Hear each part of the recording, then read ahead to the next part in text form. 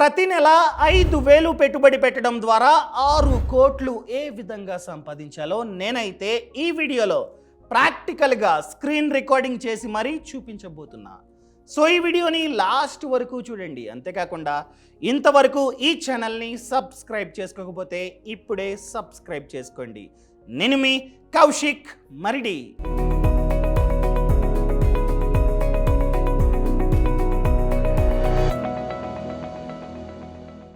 Monthly 5,000 మీరైతే పెట్టుబడి పెట్టాలి. ఎక్కడంటే మ్యూచువల్ ఫండ్స్, ఎస్ఐపి. అసలు మ్యూచువల్ ఫండ్స్ అంటే ఎవరికైతే తెలియదో వాళ్ళ కోసం చెప్తున్నా. ఫర్ ఎగ్జాంపుల్, మీది హైదరాబాద్, మీరు సంక్రాంతికి భీమవరం పోవాలా. మా ఊరు సంక్రాంతికి భీమవరం పోవాలి. కారు ఉంది కానీ డ్రైవింగ్ రాదు. ఎగ్జాంపుల్గా కారు ఉంది కానీ డ్రైవింగ్ రాదు. అలాంటప్పుడు ఏం చేస్తారు? ఎవరైతే డ్రైవర్ ఉంటారో వాళ్ళని హైర్ చేసుకుంటారు. మీ బదులు అతనైతే డ్రైవింగ్ చేస్తాడు. అతను ఎక్స్పర్ట్. డ్రైవింగ్ ఎట్లా చేయాలో వచ్చు, ఎట్లా తీసుకెళ్లాలో కూడా తెలుసు. సో మీరు ఆరాంగా కూర్చుంటారు కానీ అతను డ్రైవ్ చేసుకుంటూ భీమవరం తీసుకెళ్తాడు. సేమ్ అలానే మీ వద్ద డబ్బు ఉంది, పెట్టుబడి పెడదాం అనుకుంటున్నారు కానీ ఎక్కడ పెట్టుబడి పెట్టాలి, ఎలా పెట్టుబడి పెట్టాలి, పెట్టుబడి పెట్టే ముందు ఎటువంటి రీసెర్చ్ చేయాలి, ఏమీ ఐడియా లేదు. అలాంటి వాళ్ళు మ్యూచువల్ ఫండ్స్లో పెట్టుబడి పెట్టుకోవచ్చు. సో మీలాగా ఎంతమంది అయితే పెట్టుబడి పెడుతూ ఉన్నారో మీ డబ్బునంతా తీసుకెళ్ళి ఆ మ్యూచువల్ ఫండ్ కంపెనీస్ ఒక ఫండ్ మేనేజర్ చేతిలో పెడతాయి. అతను ఎక్స్పర్ట్, డ్రైవర్ లాగా. సో డ్రైవింగ్లో ఏ విధంగా ఎక్స్పర్టో ఈ ప్రొఫెషనల్ ఫండ్ మేనేజర్ పెట్టుబడి పెట్టడంలో అంతే ఎక్స్పర్ట్. సో ఆ మ్యూచువల్ ఫండ్ కంపెనీస్ మీ డబ్బునంతా, అంటే మీలాగా ఎవరైతే పెట్టుబడి పెడుతూ ఉన్నారో ఆ డబ్బంతా తీసుకెళ్ళి ఆ ఫండ్ మేనేజర్ చేతిలో పెడతాయి. అతను ఏం చేస్తాడు? మీ బదులు రీసెర్చ్ చేసి ఎక్కడైతే పెట్టుబడి పెడితే ఎక్కువగా లాభాలు వస్తాయో అక్కడ మీ డబ్బుని పెట్టుబడి పెడతాడు. పెట్టుబడి పెడితే రిటర్న్స్ అనేవి జనరేట్ అవుతాయి. ఎందుకు? అతను ఎక్స్పర్ట్. అతనికి 20 years 30 years ఎక్స్పీరియన్స్ ఉంటుంది. అతను మీ బదులు పెట్టుబడి పెడతాడు. రిటర్న్స్ అనేవి జనరేట్ అవుతాయి. ఆ రిటర్న్స్ నుండి కాస్త కమిషన్ తీసుకుంటాడు. ఇప్పుడు డ్రైవర్ వస్తాడు, డ్రైవర్కి ఖచ్చితంగా డబ్బు ఇవ్వాలి. ఇది కూడా అంతే, అవునా? సో మన బదులు అతను పెట్టుబడి పెడతాడు. మ్యూచువల్ ఫండ్స్లో చూసుకున్నట్లయితే చాలా టైప్స్ ఉన్నాయి. For example, equity mutual fund, debt mutual fund, balanced mutual fund, tax saving fund, చాలా ఉంటాయి. For example, equity mutual fund అంటే nothing but stock market. Equity అంటే స్టాక్ మార్కెట్. మనమే కనుక ఈక్విటీ మ్యూచువల్ ఫండ్లో పెట్టుబడి పెడుతున్నట్లయితే మనం ఇండైరెక్ట్గా ఫండ్ మేనేజర్కి చెప్తున్నాం, అరే బాబు నేను ఈక్విటీ మ్యూచువల్ ఫండ్లో డబ్బుని పెట్టుబడి పెడుతూ ఉన్నా. సో ఈక్విటీ మార్కెట్లో అనగా స్టాక్ మార్కెట్లో ఎక్కువ పర్సంటేజ్ ఆఫ్ డబ్బుని పెట్టుబడి పెట్టు. నాకు రిస్క్ తీసుకునే కెపాసిటీ ఉంది, నాకు ఎక్కువగా రిటర్న్స్ అనేవి కావాలి అని చెప్పి ఇండైరెక్ట్గా మనమైతే చెప్తున్నట్లు. సో అతను ఏం చేస్తాడు? మనమే కనుక ఈక్విటీ మ్యూచువల్ ఫండ్లో పెట్టుబడి పెట్టినట్లయితే ఈక్విటీ మార్కెట్లో ఎక్కువ పర్సంటేజ్ ఆఫ్ డబ్బుని పెట్టుబడి పెడతాడు. అదే మనమే కనుక డెట్ ఫండ్లో పెట్టుబడి పెట్టినట్లయితే అతనికి ఇండైరెక్ట్గా చెప్తూ ఉన్నాం, అరే బాబు నాకు రిస్క్ తీసుకునే కెపాసిటీ తక్కువ ఉంది. సో డెట్ ఇన్స్ట్రుమెంట్స్లో పెట్టుబడి పెట్టు. అంటే government bonds, securities, treasury bills, debentures etcetera వాటిల్లో ఇండైరెక్ట్గా మనం పెట్టుబడి పెట్టమని చెప్తూ ఉన్నాం. సో అక్కడ రిస్క్ అన్నది తక్కువ ఉంటుంది. సో రిటర్న్స్ కూడా తక్కువ ఉంటాయి.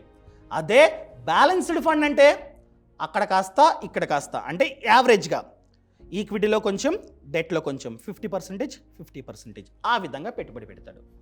అదే మనమే కనుక ట్యాక్స్ సేవింగ్ ఫండ్లో పెట్టుబడి పెడుతున్నట్లయితే సో కొన్ని చోట్ల పెట్టుబడి పెడతాడు. అక్కడ లాకిన్ ఉంటుంది. 3 years తర్వాత మాత్రమే విత్డ్రావల్ చేసుకోవచ్చు. సో అలా ట్యాక్స్ సేవింగ్ ఫండ్స్లో మనమే కనుక పెట్టుబడి పెడుతున్నట్లయితే ట్యాక్స్ని ఆదా చేసుకోవచ్చు. సో ఈ విధంగా ఉంటుంది. అర్థమైందా? ఎటువంటి ఫండ్ని మనం చూస్ చేసుకుంటామో అదే విధంగా ఫండ్ మేనేజర్ కూడా పెట్టుబడి పెడతాడు. ఈరోజు మనం మాట్లాడుకోబోతుంది ఈక్విటీ ఫండ్. ఈక్విటీలో మళ్ళీ large cap, mid cap, small cap అని చెప్పి చాలా టైప్స్ ఉంటాయి. మనం మాట్లాడుకుంటుంది లార్జ్ క్యాప్. అసలు లార్జ్ క్యాప్ ఫండ్ అంటే, లార్జ్ క్యాప్ ఫండ్ అన్నది ఈక్విటీ ఫండ్లో పార్ట్. సో లార్జ్ క్యాప్ కంపెనీస్లో కనుక ఫండ్ మేనేజర్ పెట్టుబడి పెడుతున్నట్లయితే ఆ ఫండునే లార్జ్ క్యాప్ ఈక్విటీ ఫండ్ అంటాం. అసలు లార్జ్ క్యాప్ కంపెనీస్ అంటే కొన్ని కంపెనీస్ ఉంటాయి, చూపిస్తాను చూడండి. మీరు simple large cap companies in India కొట్టండి, వస్తుంది. ఇవే ఏంటది? Reliance, TCS, HDFC, Infosys, ICICI, state bank of India, Airtel, HDFC, Adani, LIC, ITC, etcetera etcetera. ఇవన్నీ లార్జ్ క్యాప్ కంపెనీస్. సింపుల్గా చెప్పాలంటే ఈ కంపెనీస్ యొక్క మార్కెట్ క్యాప్ అన్నది 20,000 కోట్ల కన్నా ఎక్కువ ఉంది. మార్కెట్ క్యాప్ అంటే total number of out standing shares into present share price.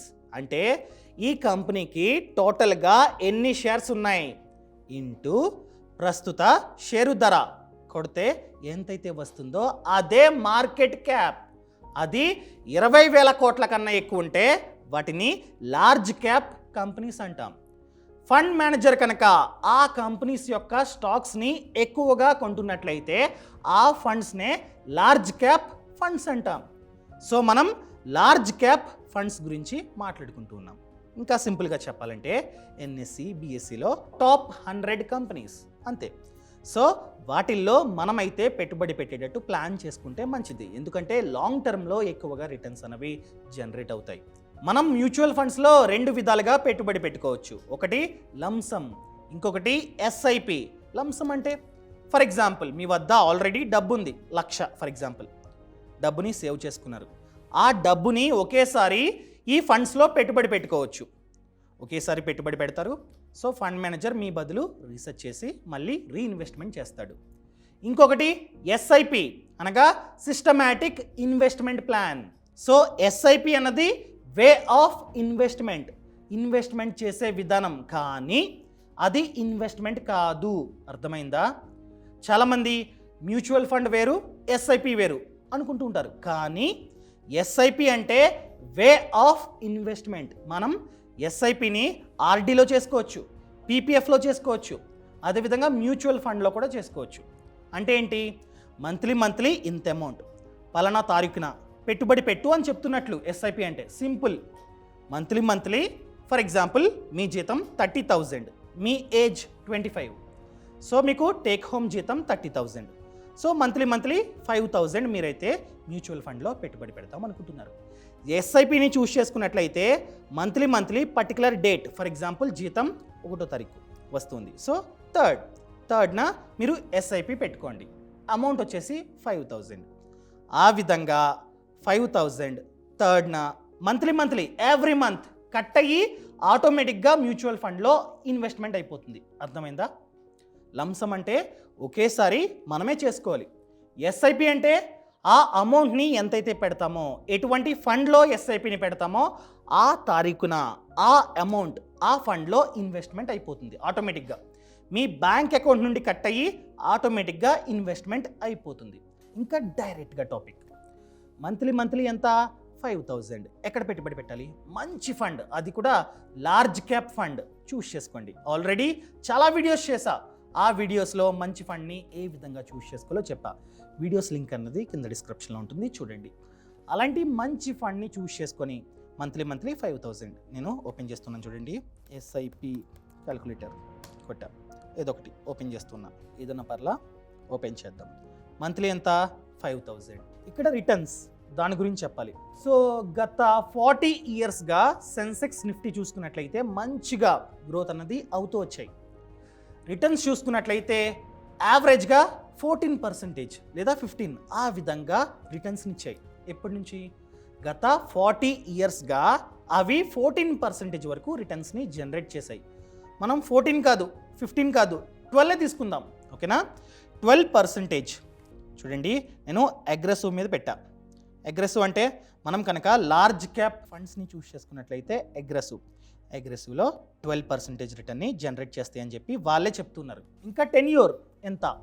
నేను చాలాసార్లు చెప్పా, స్టాక్ మార్కెట్లో మ్యూచువల్ ఫండ్స్లో మనమే కనుక లాంగ్ టర్మ్కి పెట్టుబడి పెట్టినట్లయితే మాత్రమే మంచిగా రిటర్న్స్ అనేవి జనరేట్ అవుతాయి.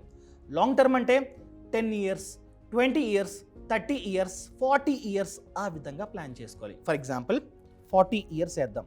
మీరు మంత్లీ 5,000 40 ఇయర్స్ పాటు ఎస్ఐపి చేసుకున్నట్లయితే అది కూడా లార్జ్ క్యాప్ ఫండ్లో ఎస్ఐపి చేసుకున్నట్లయితే మనం టోటల్గా పెట్టుబడి పెట్టేది 24 lakh. సో మన చేతికి 40 years తర్వాత మన చేతికి వచ్చేది 5.94 crore. ఎంత? దాదాపుగా 6 కోట్లు. చూడండి, మీరు అడగొచ్చు, పిచ్చానికి ఏమన్నా 40 years అనొచ్చు. అవును, నేను చెప్పేది 5,000. ఇప్పుడు ఫర్ ఎగ్జాంపుల్గా మీ జీతం 30,000, మీ ఏజ్ 25. ఇప్పుడు 5,000 అంటే ఎక్కువే మీకు. రేపు ఇయర్లీ జీతం పెరుగుతూ ఉంటుంది. నేను చెప్తుంది 5 40 years పాటు 5 మెయింటైన్ చేయండి. అర్థమైందా? రేపు 2-3 years తర్వాత మీ జీతం ఒక 50,000 1 lakh అయిపోతుంది. అప్పుడు కూడా 5. సో ఆ విధంగా మినిమం 5,000 మీరే కనుక 40 years పాటు పెట్టుబడి పెట్టినట్లయితే మీ చేతికి వచ్చేది దాదాపుగా 6 crore. సార్ బాగానే చెప్తున్నారు, 40 years వద్దండి, అప్పుడు కొంటామో చచ్చిపోతామో మాకెందుకు అనుకోవచ్చు. 30 వేద్దాం. 30 వేస్తే ఎంత? 1.76 crore. 1,76,00,000. చూడంండి, 10 yearsకి ఎంత డిఫరెన్స్ వచ్చిందో. దాన్నే పవర్ ఆఫ్ కాంపౌండింగ్ అంటాం. అర్థమైందా? 30 yearsకి 1,70,00,000. అదే 40 yearsకి 6 కోట్లు. ఎంత? కొన్ని టైమ్స్ ఎక్కువ.